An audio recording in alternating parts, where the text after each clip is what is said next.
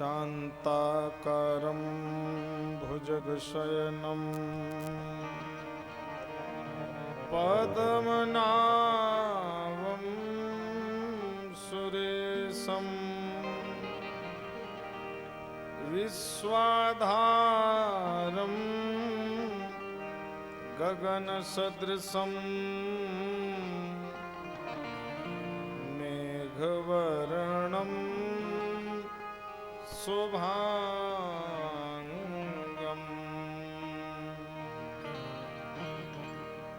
श्रीलक्ष्मीकान्तं कमलनयनं योगभिर्ध्यानगम्यं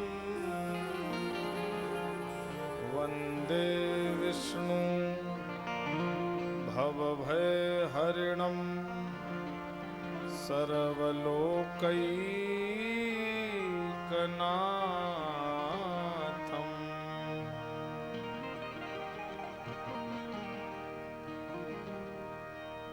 कृष्णाय वासुदेवाय हरे परमात्मने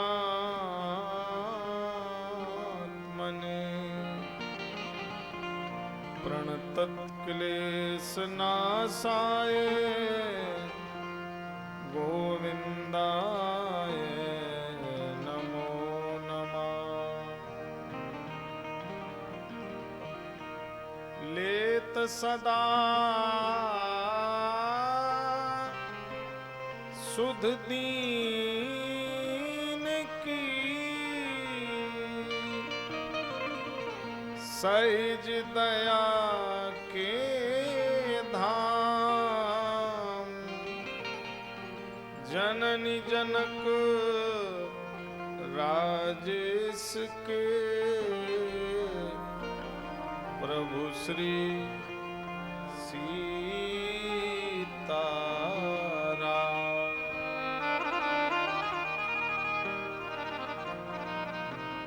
श्री सद्गुरुदेव भगवान की जय हो। श्री हनुमान जी महाराज की जय हो। श्री श्रीमद्भागवत महापुराण की जय हो। सत्य सनातन धर्म की जय हो। नारायण नारायण नारायण। कलि कलुष विनाशनी काम सिद्धि प्रकाशनी विबुध बुद्ध विलासनी भूसरेशु प्रकाशनी इच्छित फल प्रदान करने वाली माँ भागवत गंगा के वाम तटस्थ स्थान पर विराजमान दूर दूर से आए हुए विद्वान मनीषी जन एवं श्रद्धामयी मात्र शक्ति श्रीमद् भागवत ज्ञान यज्ञ की पावन चर्चा सहालमपुर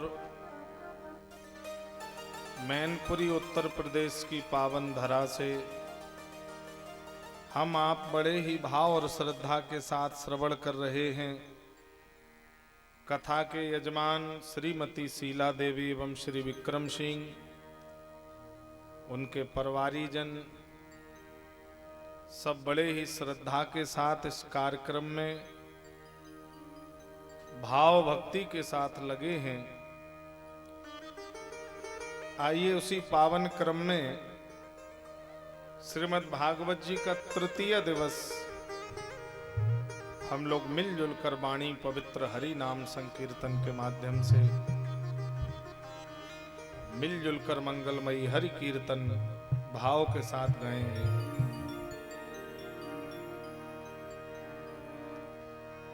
जय जय राधा रमण हरि बोल। जय जय राधा रमण हरि बोल। जय जय राधा रमण हरि बोल। जय जय राधा रमण हरि बोल। जय जय राधा रमण हरि बोल। जय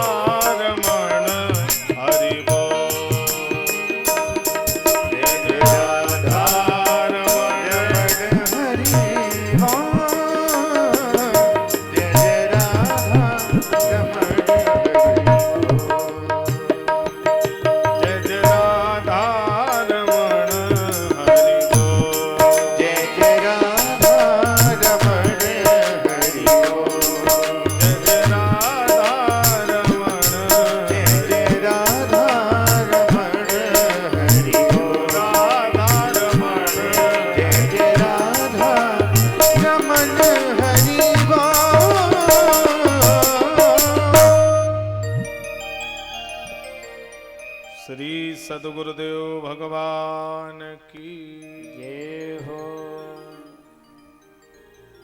रोगी तन महली मति,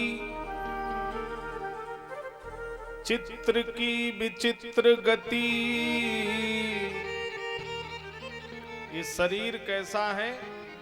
रोगी है। कब कौन सी बीमारी लग जाए कोई भरोसा नहीं। चित्र की विचित्र गति है।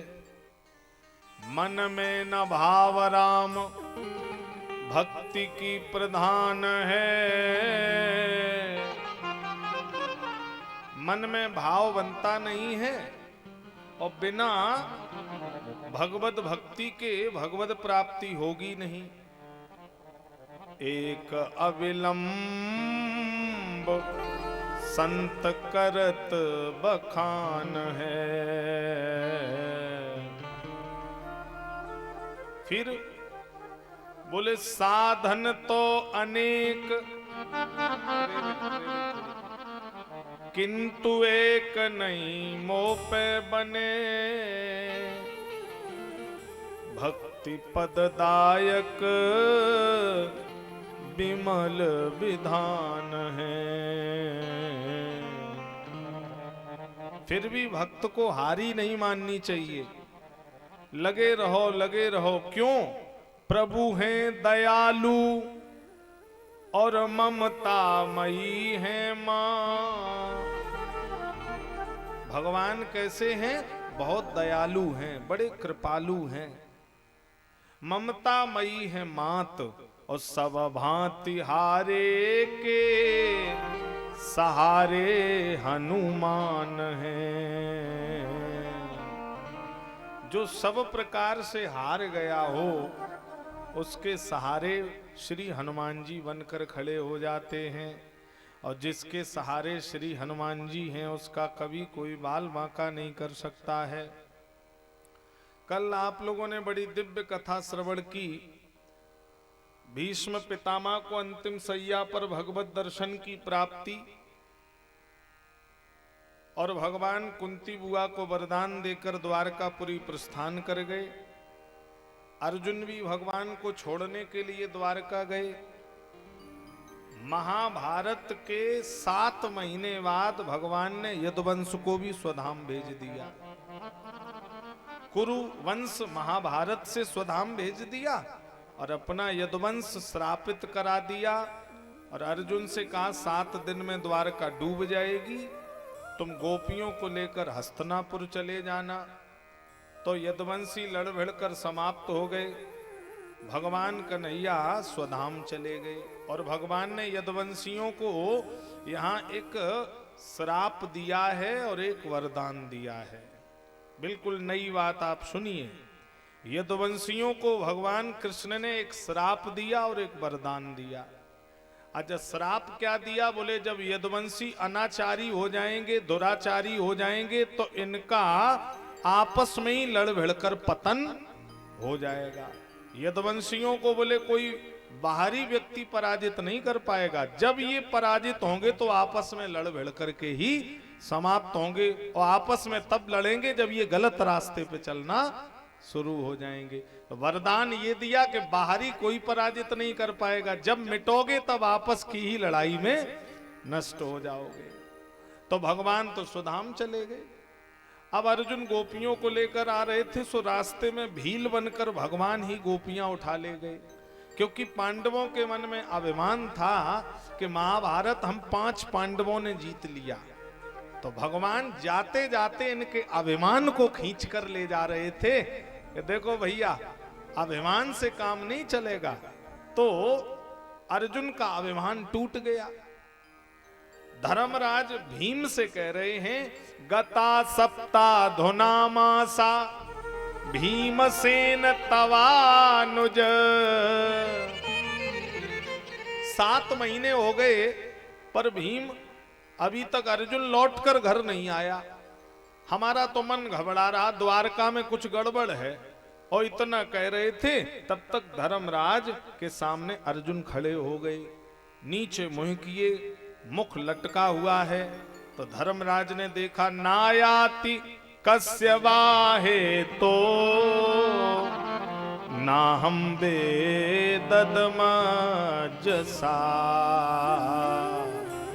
अर्जुन, क्या तुमने किसी गाय की हत्या कर दी? क्या तुमने किसी संत साधु का अनादर कर दिया? या तुमने किसी स्त्री पर स्त्री के साथ गमन कर लिया? तुम्हारा मुखमंडल मलिन क्यों है भैया? अर्जुन रोने लगे, भैया कन्हैया ने छोटा सा काम दिया, मैं आज कर नहीं पाया। पूरी बात बताई तो धर्मराज नाराज हुए। क्या तेरे पास वो गांडीव धनुष नहीं था जिससे तूने महाभारत को जीत लिया था? क्या तेरे पास वो रथ घोड़े नहीं थे? क्या तेरे पास वो अर्जुन भुजाएं नहीं थी जिससे तूने द्रुपद के घर मछली भेदन करके द्रौपदी को विजय किया था? तो अर्जुन रोने लगे, भैया यत संश्रया द्रुपद गे हम पागता नाम। ये हमारा तुम्हारा संशय था कि महाभारत जीतने वाले हम पांडव हैं। क्यों? राज्ञाम स्वयंवर मुखो इश्मर दुर्मदानाम। मछली भेदन करने वाला ये अर्जुन था। क्यों? बोले भैया ये हम नहीं थे, क्योंकि मैंने तब जाना मेरे हाथ में गांडीव भी था, मेरे रथ भी घोड़े भी वही थे, अर्जुन भी वही था, लेकिन क्या नहीं था मेरे साथ में? बोले संजीकृतेन धनुषाम धिगताम च कृष्ण। मेरे रथ की रस्सी पकड़कर चलाने वाला वो कृष्ण मेरे साथ नहीं था। तो भैया ये सब करने वाला वो रथ चलाने वाला कन्हैया था जो हमें छोड़कर सुधाम चला गया। हम समझ गए कि ये सब कन्हैया कर रहा था। भैया हम लोग तो बस माध्यम बनकर बैठे थे। पांडवों का अभिमान टूट गया। अच्छा, हम लोगों को भी अभिमान आ जाता ना, हमने ये कर लिया, हमने इतना बीघा खेत खरीद लिया, हमने मकान बना लिया, हम थे वो महाराज, हम थे, हमने ये सब कर दिया। हमारी जगह और कोई होता तो समझ में आ जाता। तो ऐसी जगह ऐसे लोगों के लिए भगवान संदेश दे रहे हैं कि आपको कोई और देकर गया है और आप किसी और को देकर चले जाएंगे। न मेरा है न तेरा है, ये चिड़िया रैन बसेरा है। तो पांडवों ने देखा जिस दिन से भगवान धराधाम छोड़कर गए उसी दिन से कलयुग प्रारंभ हो गया। अब सहालमपुर क्षेत्र वाले ध्यान से सुने, भगवान को गए कितना समय हुआ है? 5,500 वर्षें कन्हैया जी को धरती से गए और 5,500 वर्षें कलयुग को प्रारंभ हुए। तो परीक्षित जी इनके पौत्र हैं। पांडवों ने परीक्षित को राज्य तलक कर दिया और 5 पांडवों ने हिमालय की कंदराहों में जाकर अपने शरीर का परित्याग कर दिया। परीक्षित जी मृगया करने जा रहे थे तो कलयुग के प्रभाव से धरती प्रताड़ित है, गाय बनकर के दौड़कर आई है। महाराज मेरी रक्षा करो, ये काला काला पुरुष मुझे मार रहा है। अतिशय देख धर्म कै गिलानी, परम सवीत धरा अकुलानी। तो परीक्षित जी ने धनुष बाण उठाया और कलयुग से कहा, मेरे राज्य शासन में तू धरती गाय के रूप में प्रताड़ित कर रहा है, मैं तेरा वध कर दूंगा। और धनुष बाण उठाया तो कलयुग दौड़ कर आया और चरणों में गिर पड़ा। महाराज महाराज मुझे मारना मत, मुझे तो भगवान कन्हैया ये धरती का राज्य सौंप करके गए हैं। परीक्षित बोले, राजा मैं हूं तो तू राजा कैसे हो सकता है? कलयुग ने कहा, तो महाराज मेरे में अवगुण तो है पर एक गुण बहुत अच्छा है। क्या? बोले प्रकृति का नियम है, कोई कितना ही अच्छा व्यक्ति क्यों ना हो उसमें भी कोई ना कोई खराबी जरूर होती है, और कोई कितना ही खराब क्यों ना हो उसमें भी कोई ना कोई अच्छाई जरूर होती है। गुणी गुणग्रेस गुणा भवन्तु ते निर्गुणः प्राप्त करंत दोषा। तो मेरे में गुण क्या है? गुण आप लोग सुन लीजिए। यत फलम नास्ति तपसा न योगेन समाधिना। जो फल योग समाधि और ध्यान धारणा से प्राप्त नहीं हो पाता है, तत्फलम लभते सम्यक कलौ के सब कीर्तना। जो फल समाधि तपस्या योग विधि से नहीं मिल पाता है वो कलयुग में केवल भगवान के भजन करने से प्राप्त हो जाता है। ये कलयुग का प्रभाव है। सतयुग में दृढ़ योग ध्यान से विमुक्ति नर पाता। सतयुग में योग के द्वारा लोग कल्याण करते थे और यज्ञ और जप के द्वारा नर त्रेता में तर जाता। त्रेता में यज्ञ और तप के द्वारा लोग कल्याण करते थे। द्वापर में मिलते प्रभु भैरव पूजा परम निराला।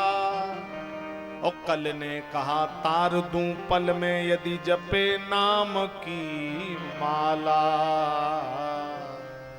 कलयुग में केवल भगवान का नाम लेने से काम बन जाता है। कल युग केवल नाम आधारा। कलयुग केवल नाम आधारा। सुमेर सुमेर नर उतरे पारा। सुमिर सुमिर नर उतरे पारा। कल युग केवल नाम आधारा। कलयुग केवल नाम आधारा। नाम से सहज कल्याण कलयुग में हो जाता है। अब एक सज्जन मिले, वो कह रहे थे भगवान के नाम से कैसे कल्याण हो जाएगा, हमें तो भरोसा नहीं है। हमने कहा सुनो, हनुमान जी जब समुद्र पार करके लंका में गए तो कैसे गए थे? प्रभु मुद्रिका मेल मुख माही जल दिलांद गए अचरज नाई। मुद्रिका माने क्या होता है? बोलो। मुद्रिका माने अंगूठी। अच्छा, मुद्रिका माने अंगूठी होता है, लेकिन ये अंगूठी कहाँ पहनी जाती है बताइए? अंगुली में। पर हनुमान जी कहाँ रख के ले गए? मेल मुख माई, मोह में रख के ले गए। किसी ने कहा बंदर है, वो बंदर में बुद्धि कितनी होती है। हनुमान जी हंसने लगे, सही कहा भैया, लेकिन बोले इस मुद्रिका में कुछ लिखा है। राम नाम अंकित अति सुंदर। मुद्रिका में राम नाम लिखा था। तो हनुमान जी बोले राम के नाम की अंगूठी मैंने मुंह में रखी तो देखो देखो मैं समुद्र पार हो गया। और संसार वालों, राम के नाम की अंगूठी अगर तुम अपने मुंह में रखोगे तो तुम संसार पार हो जाओगे। ये तो केवल समुद्र है। भगवान के नाम से संसार पार हो जाओगे। अब एक महात्मा जी रेलगाड़ी में जा रहे थे और वो स्टेशन पर उतरे तो टीटी ने पकड़ लिया। टीटी बोला टिकट दिखाओ। महात्मा जी ने हाथ जोड़ के कहा राम राम। टीटी बोला टिकट। महात्मा जी बोले तुम्हें समझ में नहीं आ रहा, महात्माओं पर राम नाम की टिकट है, राम राम। टीटी बोला हम ये दरवाजा नहीं पार होने देंगे। महात्मा जी बोले राम के नाम से लोग भवसागर पार हो गए, तू हमें ये दरवाजा पार नहीं होने देगा। टीटी ने हाथ जोड़ के कहा महाराज अब जाओ, अब आप तो आप हो। तो भगवान के नाम में बड़ी शक्ति है। हाँ, महात्माओं के पास है ही क्या, भगवान के नाम की टिकट है और सब व्यवस्थाएं चलती हैं। भोजन मिलता है, बढ़िया दक्षिणा मिलती है, बढ़िया वस्त्र मिलते हैं, जगह जगह भंडारे, जगह जगह व्यवस्थाएं होती हैं। हाँ, तो ये महात्माओं की इतनी सेवा, इतना आदर क्यों होता है? उनके शरीर की वजह से नहीं, जो उनका भजन है, जो वो भगवान का नाम ले रहे हैं, भगवान के नाम की वजह से तो उन्हें सम्मान मिल रहा है। अच्छा, हम यहाँ कथा बैठ के कह रहे हैं, शाह आलमपुर में हम पहली बार आए हैं, हमारी कोई रिश्तेदारी नहीं, कोई नाता नहीं, और हम आए हैं, कितना आदर लोग देते हैं। हाँ, बढ़िया खाने की व्यवस्था, बढ़िया रहने की व्यवस्था, लोग आगे पीछे प्रणाम करते हैं, सम्मान देते हैं। क्यों? केवल इसीलिए कि हम भगवान का नाम ही तो ले रहे बैठ करके। तो भगवान के नाम की वजह से कितनी सुविधा मिलती है, कितनी व्यवस्था मिलती है। तो नाम में बड़ी शक्ति है, बहुत महिमा है। नाम लेने से बने काम सिद्ध हो जाते हैं, नाम लेने से बिगड़े काम बन जाते हैं। बड़ी अच्छी महिमा है। राम एक तापस तिय तारी और नाम कोट खल कुमति सुधारी। राम ने एक अहिल्या का उद्धार किया, लेकिन नाम ने करोड़ों अहिल्याओं को तार दिया। और देखो, भागवत कराओगे तो बहुत पैसा खर्च होगा, व्यवस्थाएं लगानी पड़ती हैं। यज्ञ करोगे तो उसमें बड़ी तपस्या है, लेकिन भगवान के भजन में कोई रुपया नहीं लगता है, नाम लेने में कोई रुपया खर्च नहीं है। कोई महाराज दिक्कत नहीं है, चाहे जब नाम लेते रहो, चलते फिरते उठते बैठते, खेत पे, दुकान पे, मकान पे, मंगल ही करता है, वो कभी अमंगल नहीं करता है। राम जी के नाम ने तो पत्थर भी तारे, जो ना जपे राम वो है किस्मत के मारे। जो ना जपे राम वो है किस्मत के मारे। राम जी के नाम ने तो पत्थर भी तारे, राम जी के नाम ने तो पत्थर भी तारे। जो ना जपे राम वो है किस्मत के मारे। जो ना जपे राम वो है किस्मत के मारे। ताली बजाते हुए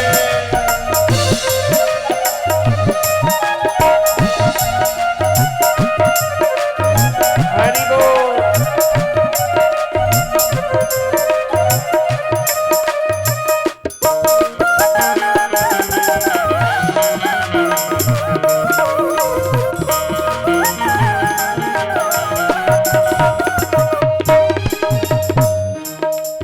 राम प्रताप तरे पथरा, प्रताप तरे पथरा, राम प्रताप तरे पथरा।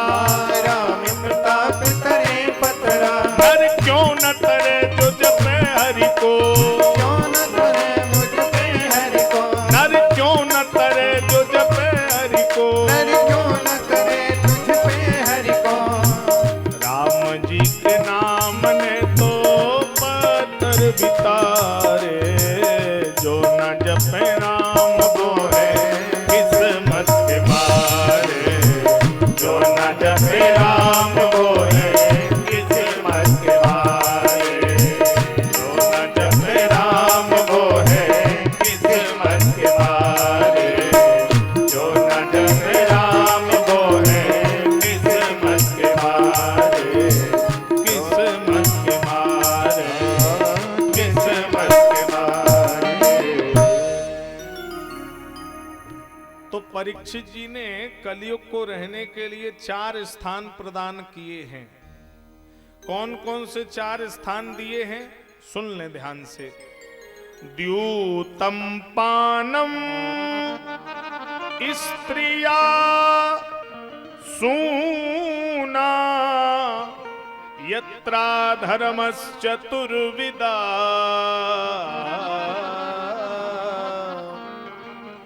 चार स्थान परीक्षित जी ने दिए। वो बोले इन्हीं 4 स्थानों पर रहना और कहीं दिखाई मत दे जाना। बोले ठीक है। तो नंबर 1 द्यूतम। द्यूतम आप लोग जानते हैं, संस्कृत में बोलते हैं द्यूतम जुआ को। जहां जुआ खेला जाता होगा वहां कलयुग का स्थान होगा। जहां सट्टा लगाया जाता होगा, अजय जुआरी चाहे जीते चाहे हारे, बुद्धि उसकी दोनों तरफ से खराब होती है। जीत जाएगा तो बौखला जाएगा, वो पैसा उल्टी सीधी जगह में खर्च करेगा। अब ये खरीद लें, ये वो हार गया तब तो बेकार हो ही गया। तो जुआरी हारे चाहे जीते, बुद्धि दोनों तरफ से बिगड़ेगी, क्योंकि वहां कलयुग का वास है। पानम। नंबर 2 पानम आप लोग जानते हैं। पानम देसी या अंग्रेजी। वैसे यहाँ के लोग तो सपने में भी नहीं पीते होंगे, सहालमपुर क्षेत्र में नहीं लोग शराब पीते होंगे, वो कहीं कहीं इधर औरैया और इटावा के आगे की बात है। यहाँ के लोग तो सज्जन हैं। हाँ, और कोई माता जी कह रही महाराज जी जिस पे बीतती है वही जानता है। बोलो गोविंद भगवान की।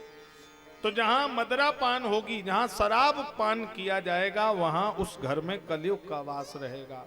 अच्छा, शराबी देखो ठेकेदारी चाहे जितनी कर ले, शराबी चाहे ठेकेदारी कर ले, चाहे बहुत पैसा कमा ले, लेकिन शराबी अपने बच्चों को संस्कारी नहीं बना पाएगा, और शराबी के घर में सुख शांति देखने को नहीं मिलेगी। खेत प्लॉट मकान वो दुनिया के ठगई करके कर लेगा, लेकिन उसकी संतान बिगड़ी मिलेगी और उसके घर की संस्कार की व्यवस्था सब चौपट मिलेगी। क्योंकि वहां कलयुग है, तो घर में शांति रहेगी नहीं, समृद्धि रहेगी नहीं। अब तीसरा स्थान, मैं बार बार कथाओं के माध्यम से कहता हूं, व्यसनों से बचना चाहिए, शाकाहारी जीवन बनाइए, नशीले पदार्थों से दूर रहिए। शराब तो इतनी घातक है, शराब से लाखों लोग एक्सीडेंट में, युवा लोग एक्सीडेंट में मारे जाते हैं। शराब के नशे में मोटरसाइकिल चला रहे, रात में ट्रैक्टर ट्रक में घुस गए, मर गए। घर के सिंदूर माताओं के उजड़ गए, घर के चूल्हे बुझ गए शराब की वजह से। हॉस्पिटलों में देखिए कम से कम 80% युवा एक्सीडेंट में मारे जाते हैं। और तंबाकू की वजह से लाखों लोगों को साल में कैंसर होता है। नए लोग कितने ऐसे हैं जो कैंसर में मर गए।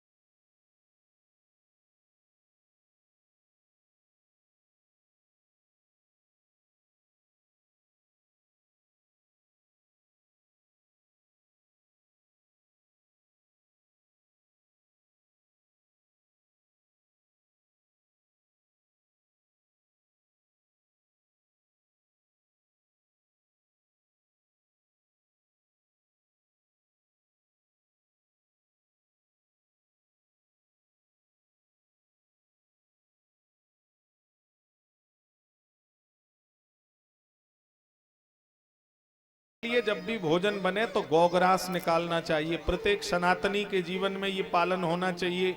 गौ के लिए या तो लोई निकाल दो या रोटी निकाल दो, तब घर में भोजन परसो। फिर देखो घर की शुद्धता कितनी सुंदर रहेगी। पुराने जमाने में ये नियम था, माताएं गौग्रास निकालती थी। और सबसे बाद की रोटी किसे खिलाई जाती थी बोलिए?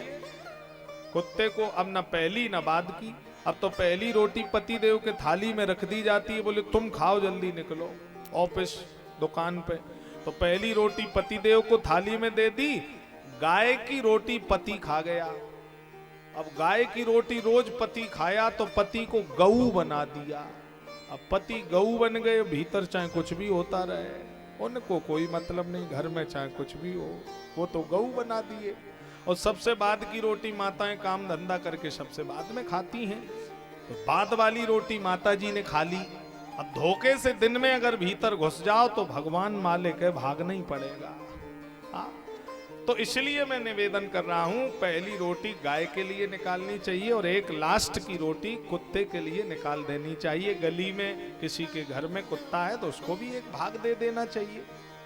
कुत्ते को भोजन कराना बहुत शुभ है, लेकिन कुत्ता पालना अशुभ है। शास्त्र कहता है कुत्ते को भोजन कराना शुभ है, लेकिन कुत्ते को पालना, घर में बेड पे बैठा है, आपके साथ गोदी में बैठ रहा है, अब वो टॉयलेट भी कर रहा, गंदगी भी कर रहा, तो ये घर में फिर अपवित्रता फैलती है। कुत्ते को पालने से तो घर में अशुद्धि पैदा होती है।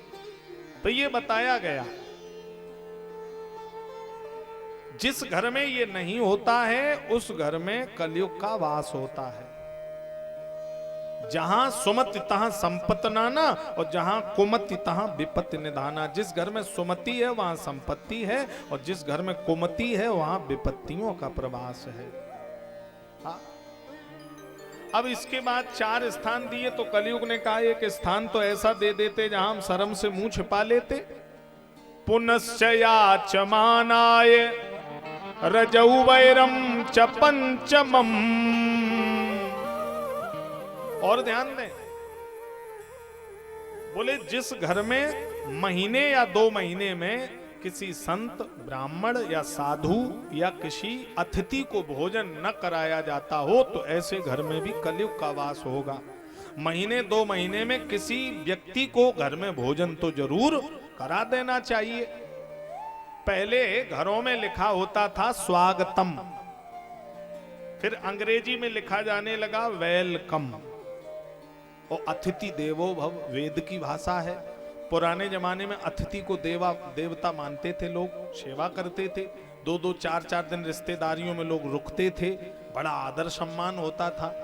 अब आजकल बड़े बड़े शहरों में जाएं तो बिल्डिंगों के दरवाजे पे लिखा होता है अंदर आना मना है। पहले लिखा होता था वेलकम, और अब क्या लिखा होता है? अंदर आना मना है। और साइड में लिखा होगा कुत्तों से सावधान, क्योंकि घर में अब इंसान है ही नहीं, कुत्तों से सावधान। अब तो वो 2 लाख रुपए का कुत्ता बंधा है घर में। माता पिता को रोटी नहीं कोई दे रहा है, और कुत्ते को बढ़िया शैम्पू और बढ़िया बिस्तर मिल रहा है। देखिए आदमी की कैसी बुद्धि मारी गई। शहरों में कुत्ते को सुबह घुमा रहा है और माँ बाप के लिए उसके पास टाइम नहीं है, फुर्सत नहीं। माँ बाप पड़े जहां पड़े हैं। हाँ, तो बुद्धि खराब हो गई आज के आदमी की मेरे भाई। फिर बताया वर्ष में एक बार घर में हवन होना चाहिए। गृहस्थ आश्रम के व्यक्ति के घर में वर्ष में एक बार आंगन में हवन जरूर करना चाहिए। इससे घर में कलयुग वास नहीं करता और वास्तु दोष नहीं रहता है। 6 बार 10 बार हवन हो वर्ष में उतना अच्छा है, लेकिन वर्ष में एक बार तो कम से कम हवन करना चाहिए। तो इससे बीमारियां कम होंगी, घर में बीमारियां कम रहेंगी, परेशानियां कम आएंगी। हाँ, मैंने उस दिन भी कहता पैसा बहुत कुछ हो सकता है, लेकिन पैसा सब कुछ नहीं हो सकता है। पैसे से घर बढ़िया बना सकते हो पर उसमें शांति नहीं ला सकते हो। पैसे से बिस्तर बहुत सुंदर हो सकता पर नींद एल्प्रेक्स की गोली से भी कहो ना आए। पैसे से बढ़िया भोजन खरीदा जा सकता है पर शुद्ध भूख खरीदना पैसे के बस की बात नहीं है। तो इन चीजों को हमको समझना चाहिए। पैसा भी कमाइए लेकिन घर में संस्कार भी जिंदा बने रहें। तो कलयुग ने बार बार कहा तो एक स्थान और दे दिया सोने की धातु पर। और शर्त रख दी, जो अन्याय से धन कमाया जाएगा उससे जो सोना बनाया जाएगा उस पर कलयुग का वास होगा। जो ईमानदारी से धन कमाया जाएगा उससे जो स्वर्ण बनाया जाएगा उस पर कलयुग का वास नहीं होगा। वृंदावन में कभी आप जाइए तो बड़े बड़े सेठ लोगों की बहुएं, जिनके कपड़े की फैक्ट्री, जिनके हीरे मोती की फैक्ट्री, वो माताएं सोना नहीं पहनती हैं, कान में तुलसी के कुंडल, गले में तुलसी की माला। क्यों? बोले महाराज जी फैक्ट्री में नंबर 2 का पैसा आता है और हम उस पैसे से सोना बनवाएंगे तो हम भजन नहीं कर पाएंगे। तो वो माताएं सोना ही नहीं पहनती हैं। कई माताएं वृंदावन में मैंने ऐसी देखी हैं जिनके घर में अथाह पैसा है लेकिन वो सोना परित्याग कर दिया। तो आप लोगों से भी निवेदन है, माताओं से, सोना आप पहनो लेकिन ये सोच लेना ये पति की ईमानदारी की कमाई का हो, अन्याय की कमाई वाला सोना मत पहनना, नहीं तो बुद्धि बिगड़ जाएगी। क्यों? कि परीक्षित जी के सिर पर जो सोने का मुकुट रखा था ये भीम जरासंध का वध करके जबरन उठा लाए थे। तो इस मुकुट पर ही कलयुग सवार हो गया और परीक्षित की बुद्धि बिगड़ गई। समीक मुनि के गले में मरा हुआ सर्प डाल दिया, श्रृंगी ऋषि ने श्राप दिया, इत लंगित मर्यादा सप्तमम तक्षको हनि। जिसने भी ऐसा कुकृत्य किया उसको 7 दिन में तक्षक सर्प डस लेगा। परीक्षित जी को पता लगा तो बड़ा कष्ट हुआ, अब गलती तो की है, तो बोले अब 7 दिन में मुझे मरना है। तो अपने बेटा जनमेजय को राज्य तिलक कर दिया और ये वन में निकल गए। शुक्रताल मुजफ्फरनगर से है 27 किलोमीटर आगे, जहां पर पहली बार सुखदेव जी ने परीक्षित को भागवत सुनाई थी। आज भी वो बरगद का वृक्ष खड़ा है, ये मुजफ्फरनगर के पास में है, शुक्रताल, गंगा जी के किनारे। कभी आप अगर जाएं दर्शन करने तो शुक्रताल के जरूर आप दर्शन करिए। आज भी वही बरगद का वृक्ष पुराना जहां सुखदेव जी ने कथा गाई थी, बड़ा सिद्ध स्थान है। तो उस समय जब परीक्षित को श्राप लगा तो इनकी उम्र कितनी थी? 30 ईयर्स, 30 वर्ष की थी। और 30 वर्ष में आजकल लोगों के विवाह नहीं होते, वो परीक्षित जी वैराग्य लेकर चले गए। आज आप ये सुन लो, परीक्षित किसका नाम है? व्याकरण से बनता है पर इच्छता सा मना सा परीक्षिता। जिसकी उम्र 7 दिन की है उसी का नाम परीक्षित है। और यहां जितने लोग बैठे हैं, जितने लोग कथा सुन रहे हैं, वो सब परीक्षित हैं। यहाँ केवल विक्रम सिंह अकेले परीक्षित नहीं है, यहाँ जितने लोग बैठे सब परीक्षित हैं। अब आप कहोगे तो क्या महाराज जी 7 दिन में हम लोग भी मरेंगे? मैं बिल्कुल व्यास गद्दी से सत्य बोल रहा हूं। जितने लोग यहाँ बैठे हैं सब गिनती से जोड़ लेना, 7 दिन में मर जाएंगे। अब कुछ लोग कह रहे होंगे कि यही कथावाचक मिले थे, कोई मिला ही नहीं था। बताओ, ये तो 7 दिन में मारे दे रहे। आज हम सिद्ध कर देंगे, प्रमाण दे देंगे, तब आप बात को मानना। यहां तो कोई बात मैं बोलूंगा बिना प्रमाण के नहीं बोलूंगा। अच्छा, आज कौन सा दिन है जरा बोलो? रविवार है, जोड़ लो। रविवार, सोमवार, मंगलवार, बुधवार, बृहस्पतिवार, शुक्रवार, शनिवार। दिन कितने हुए? 7 हुए। तो हम कब कह रहे 8 दिन में मरोगे? जब दिन ही 7 होते हैं तो 7 दिन में ही सबको मरना है। पड़ोसी सोमवार को चला गया तो तुम मंगल को चले जाओगे, तुम मंगल को गए तो पड़ोसी बुध को चला जाएगा। जाना सबको इन्हीं 7 दिन के भीतर है। अब ये गंगा जी के किनारे बैठे हैं और बार बार कह रहे मरने वाले को क्या करना चाहिए, जिसकी मृत्यु निकट आ गई उसे क्या करना चाहिए। तो सभा के मध्य में प्रकाश हुआ है। तत्रा भवद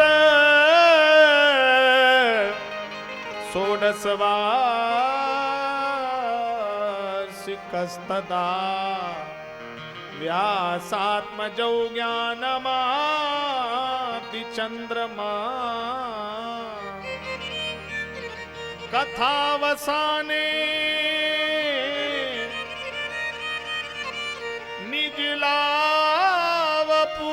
निजलावपूर्णा प्रेमणा पठन भागवतम सनई सनई। तत्रा भवद, भवद माने प्रकट हो गए। कौन? षोडश माने 16, वर्षी माने उम्र। जिनकी उम्र 16 वर्ष की है वो सुखदेव जी प्रकट हो गए। आए नहीं है, प्रकट हुए हैं। व्यासात्मजऊ जो व्यास जी के द्वारा उत्पन्न हैं, जिनका ज्ञान चंद्रमा के समान शीतल है। बोलो सुखदेव भगवान की जय हो। सुखदेव जी आए हैं, सबने आदर से सुखदेव जी को बैठाया है। हरि की कथा सुनाने वाले, हरि गुणगान कराने वाले, तुमको लाखों प्रणाम, तुमको लाखों प्रणाम, तुमको लाखों प्रणाम। हरि की कथा सुनाने वाले, हरि गुणगान कराने वाले, हरि की कथा सुनाने वाले, हरि गुणगान कराने वाले, लाखों प्रणाम, तुमको लाखों प्रणाम। ताली बजाते हुए हरि बोल।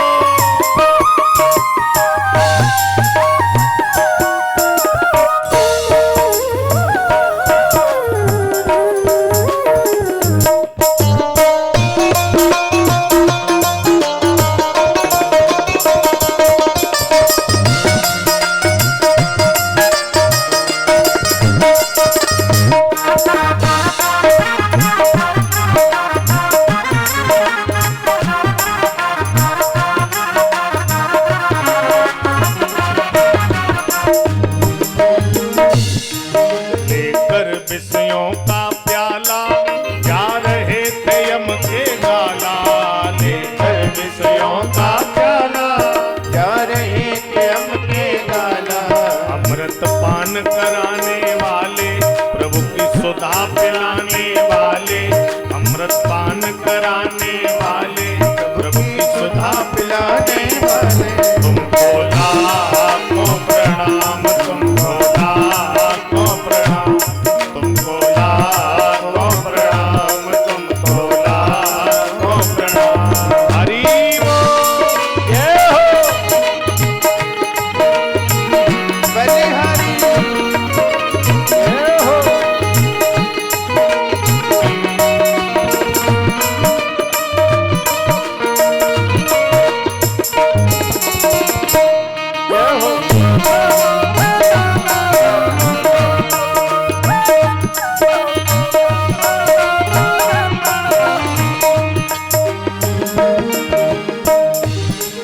तुम घट घट अंतर्यामी, हम पतित और अभिमानी।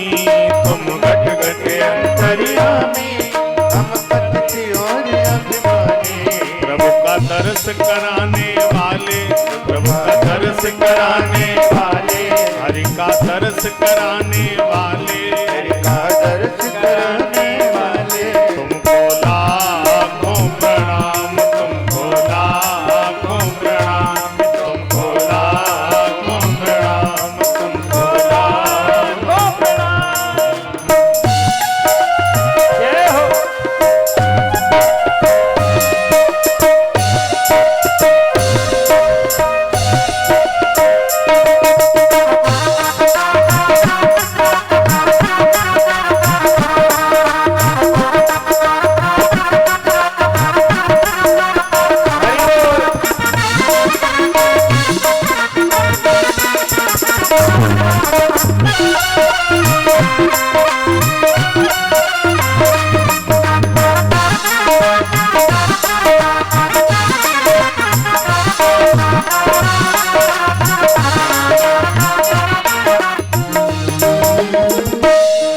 हम पार तेरा क्या पावे, हर शीस झुकाए गावे। हम पार तेरा क्या पावे, बस शीश झुकाए गावे। आत्मज्ञान कराने वाले, आत्मज्ञान कराने वाले, मुक्ति दिलाने वाले, मुक्ति दान दिलाने वाले, तुमको लाखों प्रणाम, तुमको लाखों प्रणाम, तुमको लाखों प्रणाम, तुमको लाखों प्रणाम, तुमको लाखों प्रणाम, तुमको लाखों प्रणाम, तुमको लाखों प्रणाम, तुमको लाखों प्रणाम। सबने सुखदेव जी का आदर किया। और सुखदेव जी को उच्च आसन पर बैठाया, सब नीचे बैठ गए। अब बड़े बड़े महात्मा 1,000 वर्ष पुराने नीचे बैठे हैं और 16 वर्ष के सुखदेव ऊपर बैठा दिए गए। तो किसी ने कहा यहां ऐसा क्यों किया गया? तो यहां सम्मान उम्र का नहीं हुआ है, यहां सम्मान ज्ञान का हुआ है। और ज्ञान वृद्धोपि वृद्धता, ज्ञान गॉड गिफ्ट है, उम्र से बंधा हुआ नहीं है। जैसे डीएम की उम्र है 35 वर्ष और होमगार्ड की उम्र है 55 वर्ष। अब डीएम के सामने होमगार्ड आएगा तो होमगार्ड खड़े होकर सैल्यूट करेगा कि डीएम खड़े होकर सैल्यूट करेगा? बोलो, होमगार्ड करेगा। भले ही 55 का है, डीएम भले ही 35 का है, तो वहां उसके उम्र का सम्मान नहीं है, उसके पद और उसके ज्ञान का सम्मान है। तो जो ज्ञान में श्रेष्ठ होता है वो बड़ा माना जाता है। सुखदेव जी बैठे हैं, परीक्षित जी ने निवेदन किया मरने वाले को क्या करना चाहिए और जिसकी मृत्यु निकट हो वो क्या करे। तो यहां प्रथम स्कंद पूरा हो गया, भागवत जी का द्वितीय स्कंद प्रारंभ हुआ। ओम श्री परमात्मने नमः। श्रीमद् भागवतम द्वितीय स्कंद अथ प्रथमोध्याय। श्री शुकवाच कृष्णाय वासुदेवाय हरये परमात्मने प्रणतक्लेशनाशाय गोविंदाय नमो नमः। सुखदेव जी ने कहा राजन वरीयाने सते प्रश्ना कृतो लोक हितो नृपा। ये प्रश्न जगत उपयोगी है, तुमने जगत के कल्याण के लिए किया है। आत्मविद सम्मताम पुंसः श्रोतव्यादि सुया परा। क्योंकि मरना तो सबको ही है और मृत्यु सबकी निकट आ रही है, तो जिसकी मृत्यु निकट है वो क्या करे, इस पर विचार किया। बोले जिसकी मृत्यु निकट हो श्रोतव्यादीन राजेंद्र निर्णाम संत सहस्त्रशाम, वो एकांत में रहे। एकांत में आधा घंटे 20 मिनट हर व्यक्ति को रहना चाहिए। भजन करने वाले व्यक्ति को एकांत में थोड़ा जरूर रुकना चाहिए, क्योंकि भजन एकांत में ही बनता है। आत्मा परमात्मा का मिलन एकांत में होता है, ज्ञान की प्राप्ति एकांत में होती है, निजानंद की अनुभूति एकांत में होती है। और ध्यान दीजिए, ज्ञान की प्राप्ति बोध एकांत में प्रकट होगा, लेकिन एकांत उत्तम भी है और हानिकारक भी है। एकांत में ही आदमी बनेगा और एकांत में ही आदमी बिगड़ेगा। गलत काम भी अकेले में ही होगा और अच्छा काम भी अकेले में ही प्रगाढ़ होता है। अभी आपके हाथ में है, आपको दोनों स्थितियों में कौन सी चुननी है। तो बोले एकांत में रहना चाहिए और प्रत्येक व्यक्ति को घर में आधा या 1 घंटे मौन व्रत रखना चाहिए। मौन बड़ी साधना बताई गई है। आधा घंटे घड़ी से देखे मौन हो जाओ, फिर कितना ही जरूरी काम हो, बोले हम बोलेंगे नहीं, आधा घंटे का मौन है हमारा। फिर देखो आपको कितना आनंद आना शुरू हो जाए, अंदर शांति और कितनी महाराज चेतना आपकी प्रबल होती चली जाए। मौनम तू कलहे नास्ते, मौन से कलह नहीं होता है, मौन से वाणी संयम होती है, मौन से चेहरे पे तेज आता है, मौन से आपकी बुद्धि प्रबल होती है, मौन रहने से स्मरण शक्ति तेज होती है। अब तो हम लोग इतना नहीं रहते हैं, नहीं तो शुरू में जब आज के 4-5 साल पहले हम 12-12 घंटे मौन व्रत रहते थे। नित्य कथा में कथा बोल के उतरे, मौन हो गए, फिर सुबह जब 6 बजे नहाते थे तभी मौन खोलते थे। 12-12 घंटे मौन व्रत में रहता था शुरू में जब कथा बोलता था। तो मौन से बड़ा लाभ होता है। एकांत में रहिए। अच्छा, फिर बताया जितासनो जित श्वासो जित संगो जितेंद्रिया। फिर क्या करे, बोले आसन को जीते। जितनी देर घर में पूजा करे एक आसन पर बैठकर करे, जितनी देर भगवान की कथा सुने तो एक आसन पर बैठकर सुने, उसका विशेष फल मिलता है। पर हम देखते हैं हर 10 मिनट में आप लोग ये पैर कभी इधर, ये पैर कभी इधर। बोले महाराज जी बड़ा दर्द होता है। लेकिन आप हमें देखना, हम 3 घंटे कथा कहें या 3.5 घंटे कहें, हम जैसे बैठेंगे फिर वैसे ही बैठे रहेंगे, बिल्कुल हिलेंगे डुलेंगे नहीं। अभ्यास करने से आसन सिद्ध हो जाता है।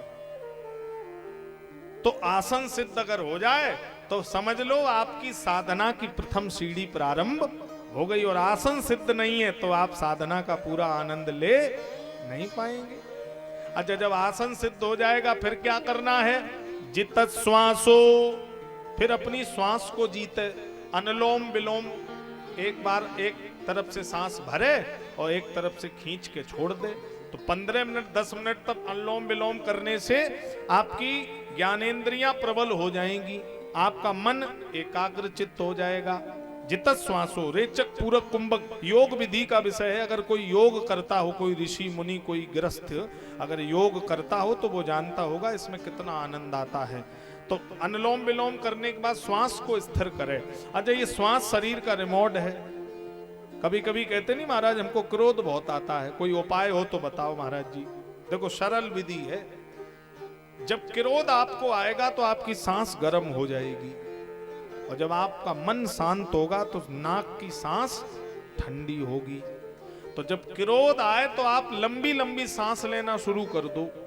लंबी सांस खींचो फिर छोड़ दो, फिर खींचो। ऐसा 10-20 बार आप करोगे, उतनी जल्दी आपकी सांस ठंडी हो जाएगी, और जितनी जल्दी सांस ठंडी होगी उतनी जल्दी आपका क्रोध भी शांत हो जाएगा। जित श्वासो जित संगो जितेंद्रिया, फिर अपने संग को जीते, फिर अपने इंद्रियों को जीते। मन कहे कि आज हम रसमलाई खाएंगे तो ना, मन कहे कि रसमलाई खाएंगे तो हम कहेंगे हम मन को गर्म पानी नमक का पिलाएंगे।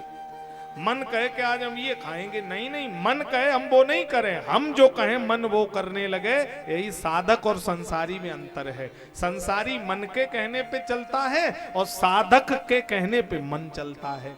तो ये संसार और साधक की बात है। योगी और भोगी में अंतर है। योगी और भोगी में क्या अंतर है? सालमपुर क्षेत्र वाले जरा सुन लो। भोगी निर्माण करता है और योगी निर्वाण करता है। मां की जगह वाह, निर्माण और निर्वाण। अच्छा, भोगी ने निर्माण में क्या किया? 50 लाख का मकान बना लिया, 20 लाख की 4 व्हीलर खरीद ली, 2 बच्चे पैदा कर लिए, 20 बीघा जमीन कर ली।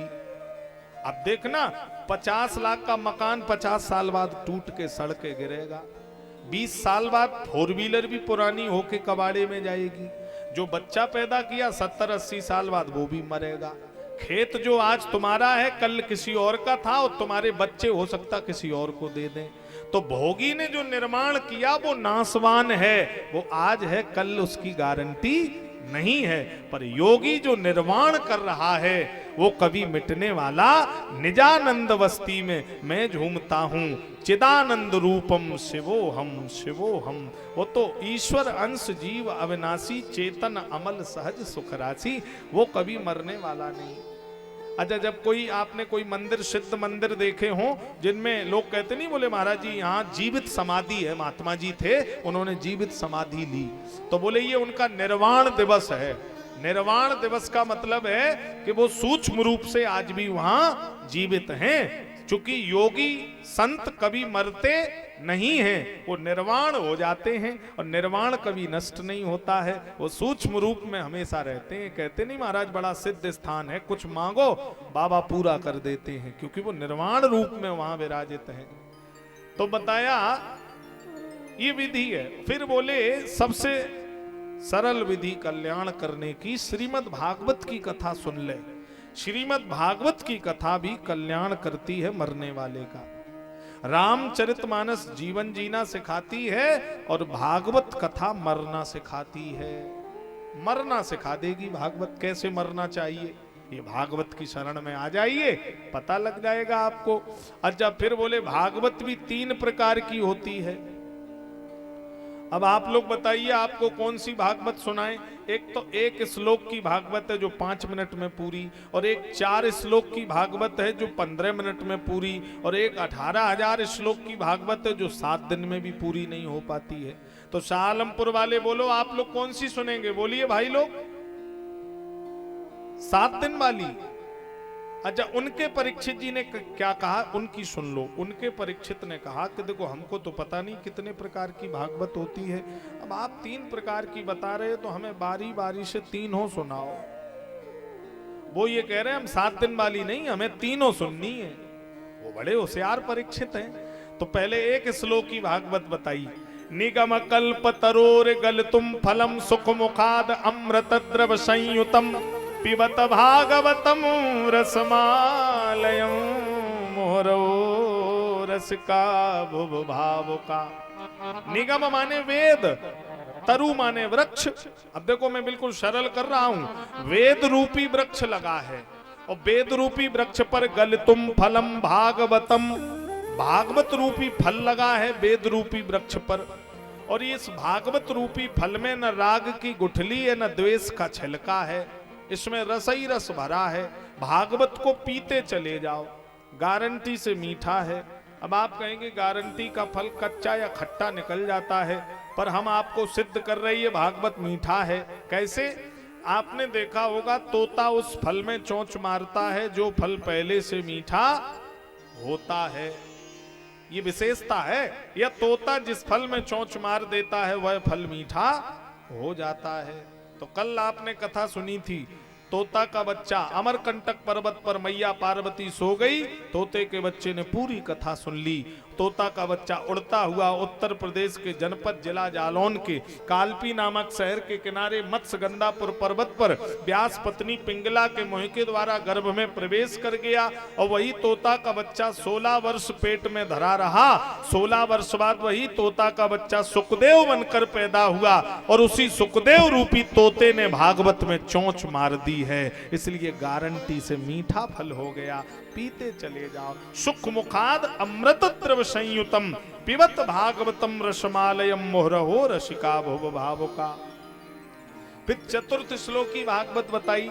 अहमेवासमेवाग्रे नान्यद्यद् सत्सत्परम पश्चादहम यदेतच्च यो वसिष्ये अतसो अस्म्यहम ऋतीयेर्थ यत् प्रतीयेत न प्रतीयेत चात्मनि तद्विद्यादात्मनो माया यथा भासो यथात्मा यथा महर्त भूतानि प्रविष्टानि। चतुर्थ श्लोक की भागवत बताई। भगवान कह रहे आमे वास, जो भी दिखाई दे रहा पृथ्वी जल वायु आकाश अग्नि पांचों में मेरा वास है। जो भी दिख रहा उसमें मेरा वास है। अच्छा फिर समझो, जो दिख रहा वह भी मैं ही हूं और जो पांच भौतिक तत्वों से अलग है जो दिखाई नहीं देता है सृष्टि में वह भी मैं ही हूं। भगवान कह रहे साकार भी मैं ही हूं और निराकार भी मैं ही हूं। अच्छा और सरल कर दें, शाह आलमपुर वाले, थोड़ी बात कठिन हो गई है, ये द्वैत अद्वैत वेदांत की भाषा बोल दी मैंने, तो ये कुछ लोगों के ही समझ में आएगी। मैं और सरल करके चलता हूं क्योंकि बिल्कुल दिल दिमाग में आपके बैठ जाए तब आगे बढ़े। हाँ तो और सरल करता हूं। दो भक्त हैं, एक निराकार एक साकार वाले। साकार वाले कहते भगवान साकार हैं, निराकार वाले कहते कि भगवान निरंकार हैं। अच्छा निरंकारी पंथ वाले मूर्ति पूजा का विरोध करते हैं। राधा स्वामी वाले, हाँ ये निरंकारी लोग हैं ना, ये मंदिर और मूर्ति का विरोध करते हैं। अब दोनों में झगड़ा हुआ तो बोले चलो भगवान से पूछें हैं क्या आखिर। तो भगवान ने उत्तर दिया है। क्या उत्तर दिया? ना मैं आकार हूं। भगवान बोले मैं साकार नहीं हूं। तो फिर न निराकार हूं, भक्त के भावना में तदाकार हूं। न मैं निराकार हूं न साकार हूं, भक्त जिस भावना में मुझे भजता है मैं वैसा ही बन जाता हूं। अच्छा अगर कोई पत्थर की मूर्ति में मेरी पूजा करे तो मैं पत्थर में से कृपा कर देता हूं, और कोई निराकार ब्रह्म में चिंतन करे तो मैं निराकार बनकर कृपा कर देता हूं। अच्छा फिर समझो, पानी और परमात्मा दोनों एक जैसे हैं। पानी को पकड़ो तो क्या भाई लोग हाथ में पकड़ में आएगा पानी? बोलो नहीं आएगा। परमात्मा को पकड़ो तो क्या पकड़ में आएगा? नहीं आएगा। अच्छा पानी को पकड़ने की विधि हम बताएं, गारंटी से पानी पकड़ में आएगा, विधि है उसकी। परमात्मा को पकड़ना है तो विधि है। पानी कैसे पकड़ोगे? पानी को कटोरे में रखो, फ्रीजर में रख दो, रात भर रखा रहने दो, सवेरे निकालना, तो पानी क्या बन जाएगा? बर्फ। अच्छा पानी निराकार है और बर्फ साकार है। बर्फ का रूप रंग स्पर्श सब दिखाई देने लगा, बर्फ पकड़ में भी हाथ में आ गई।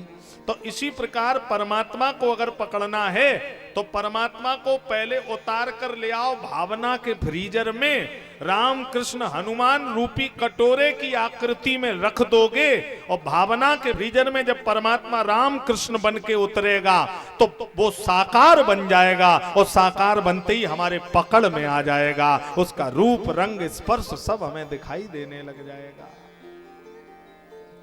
सब दिखने लग जाएगा। अच्छा फिर समझिए, जैसे आप घर से निकले, रास्ते में कोई नदी मिली, आपने स्नान किया, साइकिल से लोटा निकाला और एक लोटा पानी भर के सड़क पे ही चढ़ा दिया, ओम नमः शिवाय, ओम नमः शिवाय, ओम नमः शिवाय। वहीं 3 बार पैर छुए और कपड़े पहने, जिस जगह जल चढ़ाया उस जगह साइकिल चढ़ाकर निकले चले गए। और जब बताओ वहां भगवान थे तो साइकिल क्यों चढ़ाई, और भगवान नहीं थे तो जल क्यों चढ़ाया? सीधी बात है, जब हम जल चढ़ा रहे थे तो भावना कह रही थी यहां भगवान हैं, और जब हम साइकिल चला रहे थे तो भावना कह रही थी